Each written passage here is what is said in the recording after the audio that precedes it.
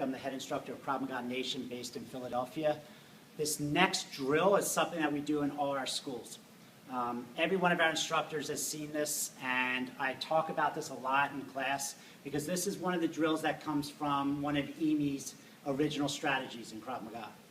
Now, Emi had a background as a boxer, as a wrestler, as a gymnast, and a lot of basic original techniques in our delivery system in Krav Maga comes from that. And it's not just the techniques, though. Emi brought to Israel certain strategies he discovered street fighting back home in Bratislava. At the time before Emi left Bratislava and made his way to Palestine, fascism was taking root in Europe.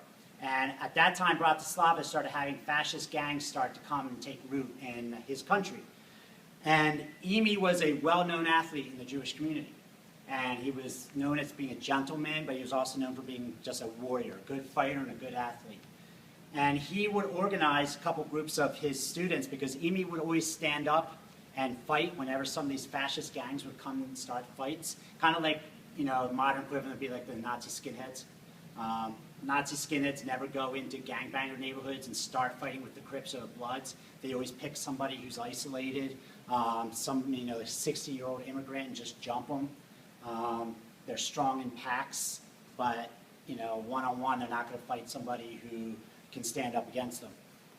And that was happening in Bratislava. And Emi would stand up for himself, but he also would stand up for other people. And he organized some of the guys that were training at his gym, people he knew, and they would come out and they'd fight back. And Emi developed certain things, some strategies that he learned. Sometimes he may have learned them from a mistake, sometimes he learned it from a win.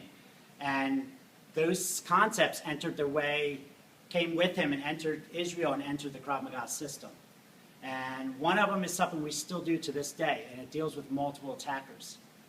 One of the things Emi realized early on, when you're surrounded and you're outnumbered by like 10, 12 people, you can't spend a lot of time on one. You can't get that tunnel vision.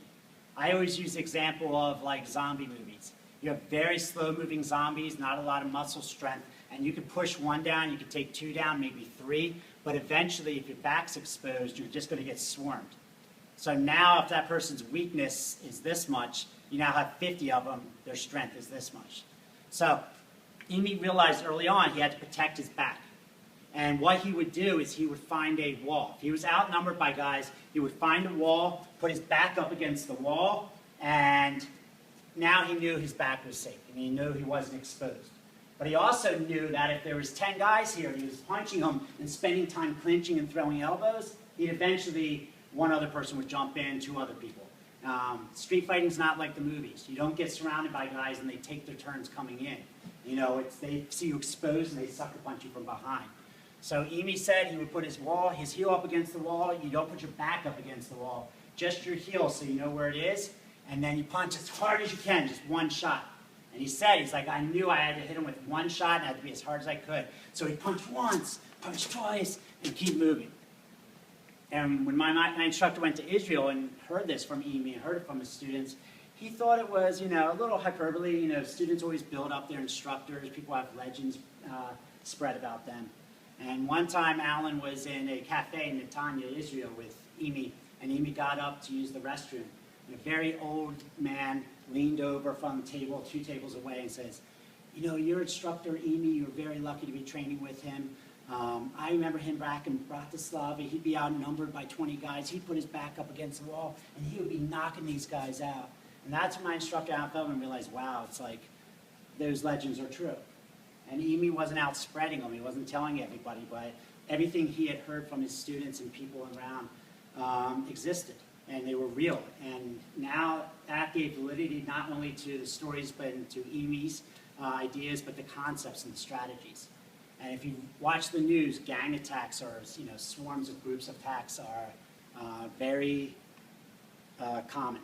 So we do this drill now. This is something you can do in your school to work that same concept that Emi did, some of his early strategies. What we do is you have one student, their back against the wall, their heel up against the wall.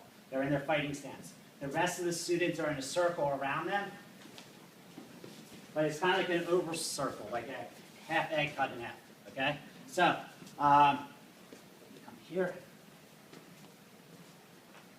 So now, Jeff is in the middle. You're going to close this just a little bit more. He's going to move from one pad to the other, throwing just the hardest right punch he can. Go! He's using his vision to watch his back. He's scanning, using his peripheral vision, left and right, to see if somebody's moving. You may have to switch to a left punch once in a while, but he's trying to not get tunnel vision. He's trying to throw one punch, maybe two punches. But he's moving, constantly moving, not exposing his back. Time.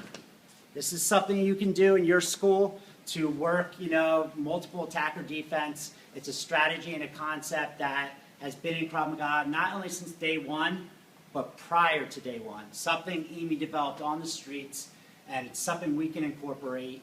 And, it's the lineage, but it's also the idea that this works. And let's take advantage of this. What Amy knew, what he taught us, let's learn it, and let's learn it with depth and see how it can apply to a variety of things that we do. And strategies against multiple attackers, this is one drill to deal with that. Make sure your back doesn't come too far off the wall. And there's varieties of things you can do that are similar to this. So if you have any questions, feel free to contact me at KravMagaNation.net or PhiladelphiaKravMaga.com. My name is Kevin Mack. Thanks.